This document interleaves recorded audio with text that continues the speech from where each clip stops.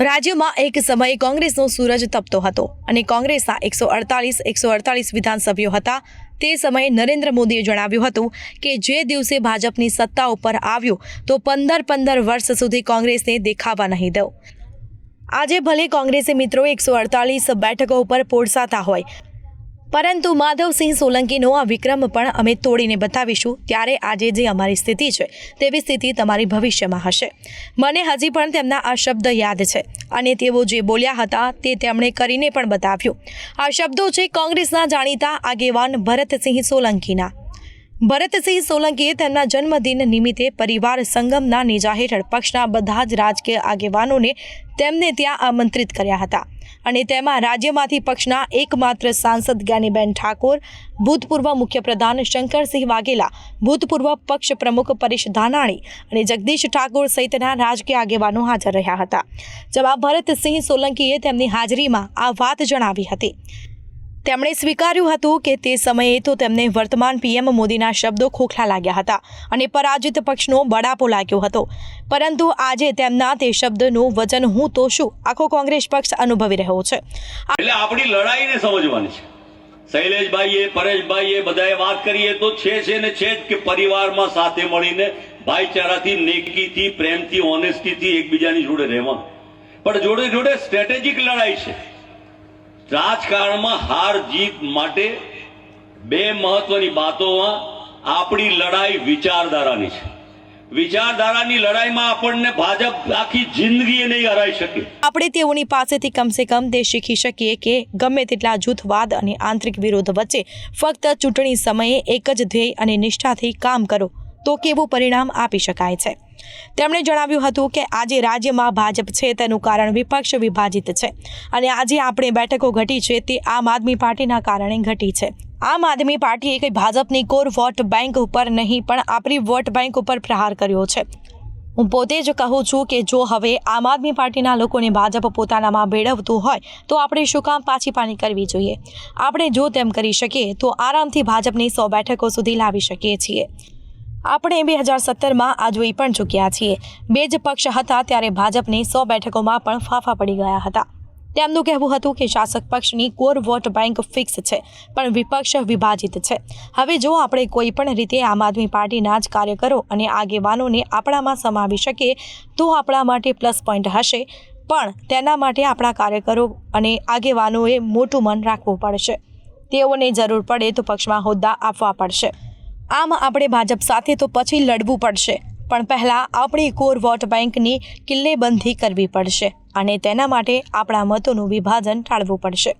આપણે આગામી ચૂંટણી પહેલાં રાજ્યમાં કોઈ પણ ભોગે ત્રિકોણીયો જંગ કે બહુપાંખીયો જંગ નહીં, દ્વિપક્ષીય જંગ થાય તેવી સ્થિતિ સર્જવી પડશે। જો આપણને આમ કરવામાં સફળતા નહીં મળે તો નુકસાન આપણું છે અને આપણું નુકસાન તે શાસક પક્ષનો ફાયદો છે। ભરતસિંહે દાવો કર્યો હતો કે આપણી અને ભાજપની વિચારધારા વચ્ચે આકાશ જમીનનું અંતર છે। આપણી વિચારધારા ગાંધીજીની, સરદારની, નહેરુની, બાબા સાહેબ આંબેડકરની સર્વસમાવેશી વિચારધારા છે અને તેની સામે શાસક પક્ષની વિચારધારા બહિષ્કારની વિચારધારા છે। ફલાણા જૂથનો બહિષ્કાર કરો, ફલાણા વર્ગનો બહિષ્કાર કરો અને તેથી આજે ભલે તેઓ વિજય મેળવી રહ્યા છે, પરંતુ આ પ્રકારની વિચારધારા લાંબી ચાલતી નથી અને તેથી પક્ષનો દરેક કાર્યકર આ વાતને સમજી લે કે વિચારધારાની રીતે આપણે હજી પણ ભાજપ કરતાં આગળ જ છીએ। તેઓ આપણી સામેની વૈચારિક લડાઈમાં હજી પણ પાછળ છે। તેઓ ભલે સત્તા ઉપર હોય, પરંતુ સારું બોલવા માટે અને વહીવટીતંત્રની કુશળતાનો લાભ લેવા માટે તેમણે નેતાઓ તો કોંગ્રેસમાંથી જ લેવા પડે છે અને આ બતાવે છે કે કોંગ્રેસના આગેવાનોને તંત્રની કામગીરીનો કેટલો બહોળો અનુભવ છે। આજે ભાજપે કોંગ્રેસમાંથી જ ગયેલા હિમંતા બિસ્વાને આસામના સીએમ બનાવ્યા છે। આજે ગુજરાતની કેબિનેટમાં અર્જુન મોઢવાડિયાને સમાવવામાં આવ્યા છે। એક રીતે આ બાબતે જેમ હું મોદીજી અંગે કહું છું તેમ શાસક પક્ષે પણ વિપક્ષની આગવી લાક્ષણિકતા સ્વીકારવી જ છે અને તેમણે આજે પણ તેમને ત્યાં કોંગ્રેસમાંથી નેતાઓ આયાત કરવા પડે છે। હવે આ જ શાસક પક્ષ પોતાને ખરેખર કેડર બેઝ પાર્ટી અને શિસ્તબદ્ધ પાર્ટી અને એકદમ મજબૂત પાર્ટી ગણાવે છે તો પછી વિપક્ષના નેતાને તે તેના પક્ષમાં શું કામ લે છે? પોતાના પક્ષમાંથી કોઈ પણ કાર્યકરને બનાવી દે નેતા। અમે તો કંઈ તેમના હાથ બાંધી રાખ્યા નથી, પણ તેઓ આવું કરતા નથી। હવે વિચારો કે કોંગ્રેસમાંથી તેઓએ આટલા બધા નેતાઓ લીધા હોવા છતાં પણ કોંગ્રેસ તૂટી નથી। આ કોંગ્રેસની તાકાત છે। કોંગ્રેસના સંગઠનની તાકાત છે, કોંગ્રેસના કાર્યકરોની તાકાત છે અને કોંગ્રેસની નેતાગીરીની તાકાત છે.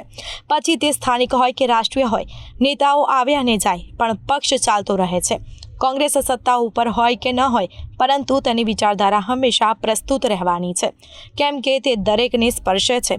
સમાજના તળિયાથી લઈને ટોચના લોકો બધાને આ વિચારધારા આવરી લે છે અને તેમાં કોઈના બહિષ્કારની વાત નથી અને કોઈના તિરસ્કારની પણ વાત નથી અને તેથી જ લોકો કોંગ્રેસ સાથે જોડાય છે. તેમણે સ્પષ્ટપણે જણાવ્યું હતું કે પ્રજા ભાજપથી કંટાળી ચૂકી છે અને તેમની નારેબાજી હવે લોકોને વાગે છે. તેઓ જ્યાં પણ જાય ત્યાં શોરબખોર કરે છે અને તે હવે પ્રજાને કનડે છે અને તેમના રોડ શોએ જાણે કેટલાક સામાન્ય લોકોને રોડ ઉપર લાવી દીધા છે. પણ તેનાથી કંઈ કોંગ્રેસને વોટ મળી જવાના નથી. કોંગ્રેસે હવે પ્રજાની આ નારાજગીને પોતાના અવાજમાં પરિવર્તિત કરવી પડશે. તો જ શાસક પક્ષ સામેની આ નારાજગી મતમાં પરિવર્તિત થશે. લોકો શાસક પક્ષની નારાજગી હોય પણ વોટ આપવા જ ન હોય તો તે નુકસાન કઈ શાસક પક્ષને નહીં પરંતુ કોંગ્રેસને થાય છે. અને તેથી આપણે કમસે કમ એવા કાર્યક્રમો તો આપવા જ પડે જેથી જનાક્રોશ મતમાં પરિવર્તિત થાય.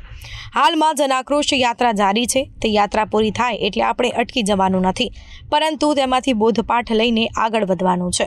દરેક જિલ્લામાં, દરેક શહેરમાં, દરેક શહેરના વોર્ડમાં, દરેક ગ્રામ્ય પંચાયતમાં આપણે પ્રજાનો અવાજ બનવાનું છે. તો જ આપણને મત મળશે. આ માટે આપણે આપણી વિચારધારા સાથે કોઈ સમાધાન કરવાની જરૂર નથી. આપણી વિચારધારા જ આપણી તાકાત છે અને તે જ આપણું પ્રેરક બળ છે.